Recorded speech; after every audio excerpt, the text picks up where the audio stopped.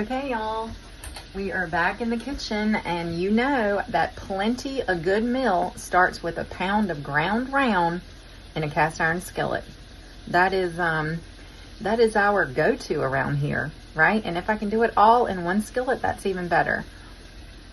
I just had a thought though. Probably should have put it in a bigger one. That's okay. We've got that too. We have plenty of them. Okay, so tonight I'm finally doing this recipe that I've been wanting to do for about a week. And I was going to do the other night and then open up the freezer and realized I did not have the tortellini that I thought I had that I needed to do this recipe.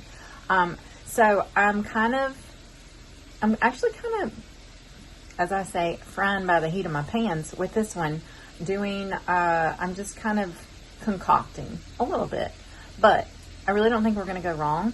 So we're going to get into it, and I got to get all the stuff out. But anyway, I wanted to get started, and I'm going to take you along. Here we go. So what you're not going to want to do is leave your wooden spoon laying on your skillet, because then it commences to burn. Anyway, the ground beef is almost done, and then we're going to drain it. And we've just got a few other things to add, y'all. You're going to see how easy this is.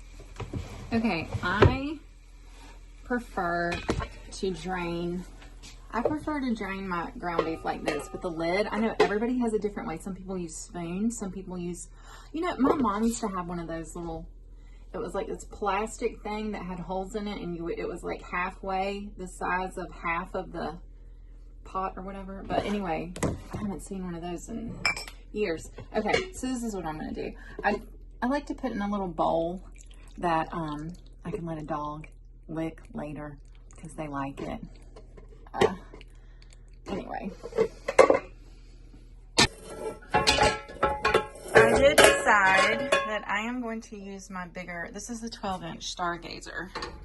If you're not familiar with Stargazer, they are an amazing American-made cast iron company based out of Pennsylvania. I mean, they make it, they forge them, whatever you want to call that, by hand. They're wonderful. I love them. They are right up there with like the oldie goldies. This one, I don't even think this one has that one might just have a number, like Griswold's or whatever, because they're smooth bottom. The other ones that are really popular that start with an L, they don't have smooth bottoms. They have rough bottoms. Things stick. Things don't stick in here. Anyway, okay. I did decide I needed a bigger one. So if I had been thinking, I would have obviously started with the bigger skillet so I don't have another skillet to wash, but that's okay. It takes like 30 seconds to wash a skillet. All right. Okay. I'm going to turn this back on. Come on. It's really struggles sometimes. Just this one burner doesn't want to light. So we're going to put some garlic powder that I should have already had opened. Let's see how, okay. That went really well. All right, just, I don't know, y'all, a teaspoon-ish, whatever. We measure with love around here. Onion powder. I have learned just this past year, garlic powder and onion powder are where it's at when it comes to flavoring beef. I was gonna say the gold label, but that's the actual gold label. But anyway, it's like the gold label for just a good base seasoning mix for hamburger. And then we're gonna throw in like a tablespoon or so of Italian seasoning, okay? And here it's sizzling. And then this is what we're doing. So this is what's a little different with this, because I've never mixed these two things together. I'm mixing Alfredo sauce, which of course you could make if you know how. I don't. I could figure it out. I like this stuff. This is easy. And diced tomatoes. Now, I also thought about like marinara or spaghetti sauce, which I believe would work.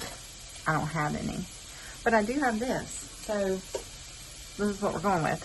So I'm not going to drain it. No, I'm not going to drain it. I'm not going to drain it. I'm going to dump this and that in there. And then we're going to do something else. All right, hold on. One day I might get like a, no, I'm not even going to say that. I have had and tried like a million different little thingamajiggies that hold the camera. Tripod. But there's just not a good place to put one in here. I'm thinking about, well, I don't know what I'm thinking about. Several things, I reckon. Anyway, we'll cross that bridge another day.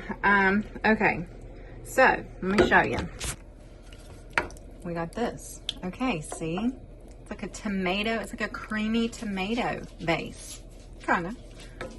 That's what I'm saying. All right.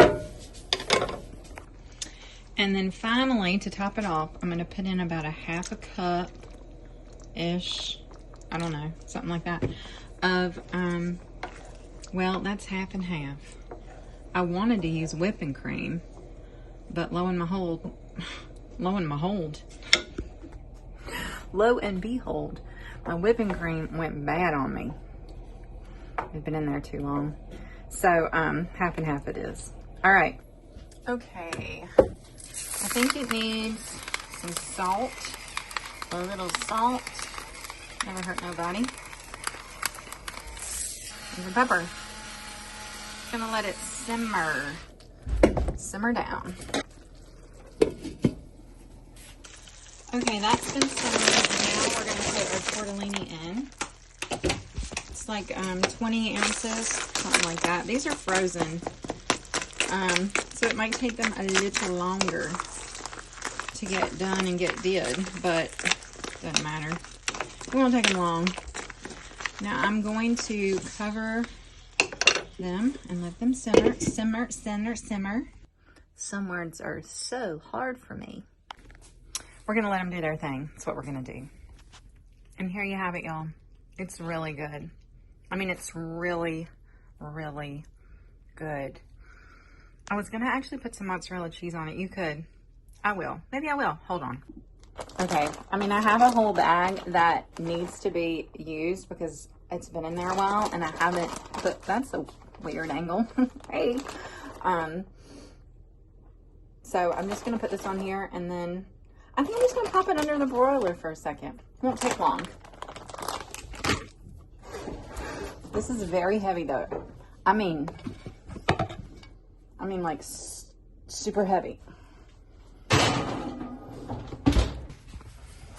Oh, here come the dogs. Hello, dogs. Doggy, doggy, doggy. Dixie, hey, baby. My girl. And we have a winner, y'all. We have a winner. I just melted some cheese on the top for just a couple minutes, but yeah, you're gonna want to give this one a try.